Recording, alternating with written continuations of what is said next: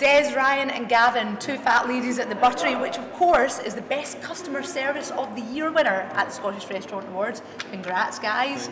I know you've been partying already. And tell me this, have people's expectations of what good service is all about changed in recent years?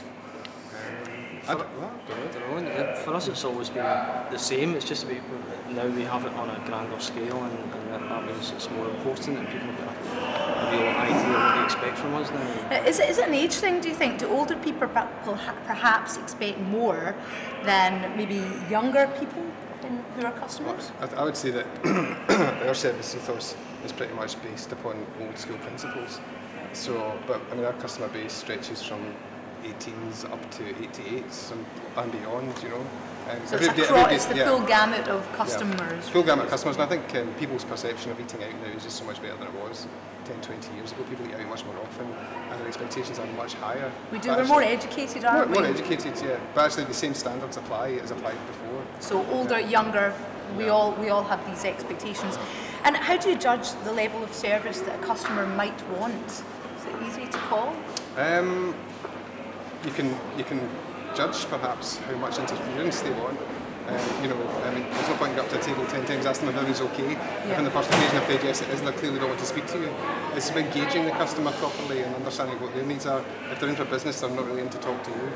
Yes. Equally at the same time, you know, if they want to talk to you, that's kind of what they're going to do. So it's really having a sort of a bit of an intuitive kind of thing going on. Absolutely, yeah. And can you envisage a time when perhaps an American style of service becomes the norm in Britain? You know, you can have this, you can have that.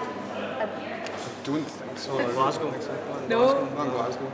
I mean, I think our eating out scene actually in America, there's probably just as many really top-notch restaurants as there are in the UK. But there's a much broader kirk of restaurants, and we're going from really, really fast foods, huge portion sizes, all that kind of stuff. Whereas in Britain, eating out is still pretty much it's an event. You go out for something to eat, pretty much. You know, there's a reason for going. You have your expectations. You're not on a huge plate full of food. You just, it's all part of a social occasion. So we're not turning into the States I don't think yet. So. It's a wee treat every time we go out. It is indeed. And TV shows like Michelle Roux's Service have tried to elevate the public's perception of front of house work. Yeah. But why is service considered a career in many countries in Europe, but often thought of as a stopgap in the UK? That's a difficult question to answer, isn't it, really? Difficult question to ask. Yeah, difficult question to ask, yeah, absolutely. There's a lot of S's in there. Yeah, I think in this country it always has been treated as you say, like it's something you fall into rather than something you wanted to do or were designed to do. Well, all that's got to do with education in Europe.